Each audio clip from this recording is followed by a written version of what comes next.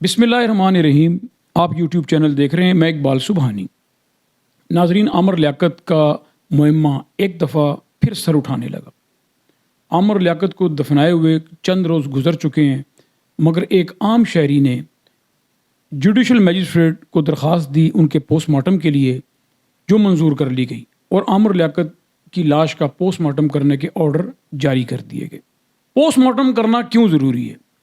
Postmortem इसलिए ज़रूरी है ताकि जो भी शख्स मर जाए उसका पोस्टमार्टम करके उसकी मौत की वजूहात मालूम की जाए, और मौत की वजूहात जब मालूम की जाती हैं तो उससे फिर कई चीज़ें जो उलझी हुई होती हैं उसके सुलझने के अंदर काफ़ी मदद मिलती है। आमर लियाकत के पोस्टमार्टम के हुक्म के बाद उनकी साबका बीवी बुशरा इकबाल और उनके बच्चों दुआ आमिर और अहमद आमिर ने सिंध हाई कोर्ट में दरख्वास्त दी और स्टे लेने की दरख्वास्त सिंध हाई कोर्ट ने मंजूर कर ली।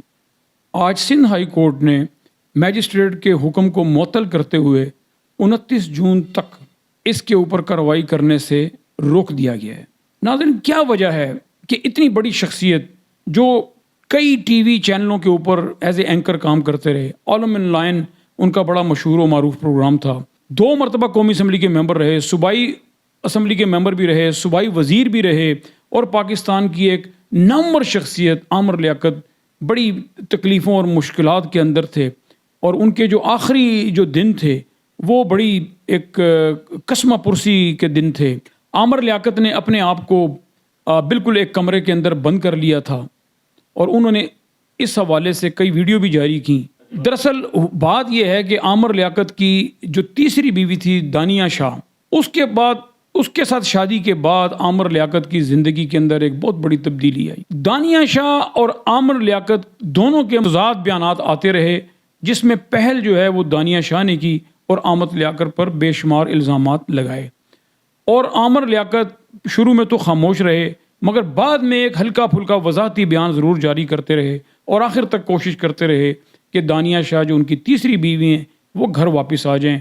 आमर लियाकत ने इस सिलसिले में उनके घर वालों से भी रब्ता किया और कुछ दोस्तों के ज़रिए भी उन तक पैगाम पहुंचाया कि दानिया शाह वापस आ जाए तो बेहतर होगा। एक झूठी वीडियो दिखाकर जिसमें अपने आप को खुद बांध रही है, क्या कोई बांधते वक्त अपनी वीडियो भी बनवाता है? जियो ने लिखा मुझे मैं शैतान हूँ, मेरी दूसरी बीवी अच्छी थी, ये मुझे मशवरा रखते हैं, चुरा में छोड़कर चली गई, पहली बीवी बहुत अच्छी थी। आप मेरे दिल से पूछे जो कुछ भी पूछना है। कोई भी इंसान 20 साल के बाद शादी करता है तो शौक से नहीं करता। रमजान ट्रांसमिशन के लिए कई चैनल पर कहता रहा, लेकिन इसने मुझे काम नहीं दिया। इस मुल्क के लिए मेरी तमाम खिदमत को आपने चूल्हे में डाल दिया एक ऐसी लड़की की कहने में आकर जिसका इंटरव्यू लेना ही नहीं चाहिए था। मगर दानिया शाह मुसलसल उनकी नाजेबा तस्वीर, नाजेबा वीडियो जारी करती रहीं और मुसलसल उनके ऊपर इल्ज़ाम लगाती रहीं और उनके ऊपर नशई होने का इल्ज़ाम भी लगाती रहीं, फिर तशद्दुद करने का इल्ज़ाम लगाती रहीं और फिर इस तरह बेशुमार किस्म के इल्ज़ामात लगाती रहीं।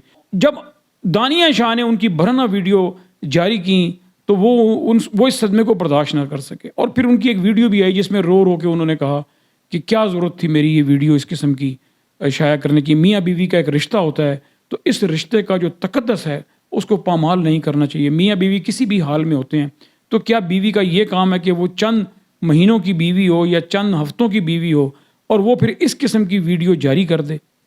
शुरू में दानिया शाह ने हक महर का मुतालबा भी किया, बाद में जब दानिया शाह के ऊपर प्रेशर पड़ा, पब्लिक का प्रेशर भी पड़ा, मीडिया का प्रेशर भी पड़ा, तो दानिया शाह ने इस सिलसिले में खामोशी इख्तियार कर ली। मगर दानिया शाह ने खुला का मुकदमा दायर कर दिया आमर लियाकत के ख़िलाफ़। मैं समझता हूँ कि इस सदमे को आमर लियाकत बर्दाश्त ना कर सका और उसने अपने आप को एक कमरे में बंद कर लिया और फिर 9 जून को आमर लियाकत अपने कमरे में मुर्दा हालत में पाए गए। ये जो सिंध हाई कोर्ट ने फ़िलहाल पोस्टमार्टम को रोक दिया है, ये हुक्म जारी किया है, तो मैं समझता हूँ कि आखिर क्या वजह है कि बुशरा इकबाल और उनके बच्चे इस पोस्टमार्टम को रुकवाना चाहते हैं। पोस्टमार्टम तो बड़ा ज़रूरी होता है। जब इस तरीके से किसी की मौत वाक़या हो जाए तो उसमें कोई साजिश भी हो सकती है, उसमें किसी का हाथ भी हो सकता है, उसमें कोई मुलव्विस भी हो सकता है, तो उसमें कोई साजिश भी हो सकती है। अब बेनज़ीर कई केस देख लें कि जब बेनज़ीर का मर्डर हुआ तो फिर उस वक्त भी आसिफ जरदारी ने पोस्टमार्टम नहीं होने दिया, और जो लोग पोस्टमार्टम नहीं होने देते वो एक बड़ी आसान सी बात कर देते हैं कि हम नहीं चाहते कि मुर्दे को तकलीफ़ हो। जबकि जब एक इंसान मर जाता है, उसकी रूह निकल जाती है, تو پھر اس کے جسم کو تو کوئی تکلیف نہیں ہوتی، اس کے جسم کے ساتھ جو بھی کیا جائے، مگر میں سمجھتا ہوں کہ تکلیف سے زیادہ ضروری یہ ہے کہ اس کی موت کی وجوہات کو جانا جائے، اس کا پتہ چلایا جائے کہ آخر یہ موت کیوں واقع ہوئی، کیسے واقع ہوئی، کیا کہیں یہ کوئی سازش نہیں، کوئی زہر تو نہیں دیا گیا، یا اسی قسم کی کوئی اور ایسی کوئی ڈوز تو نہیں دی گئی جس سے موت واقع ہوئی ہے۔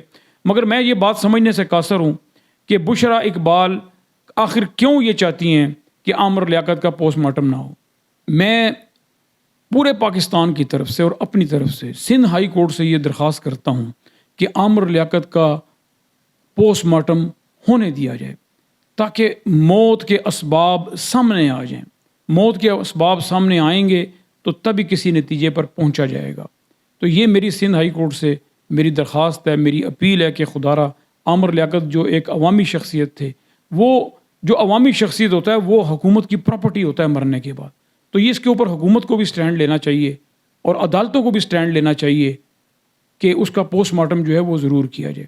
اب تک اتنا ہی، آپ سے اجازت چاہوں گا، اپنا خیال رکھیے گا اور اپنے چینل کا بھی۔ اللہ آپ کا حامی و ناصر ہو۔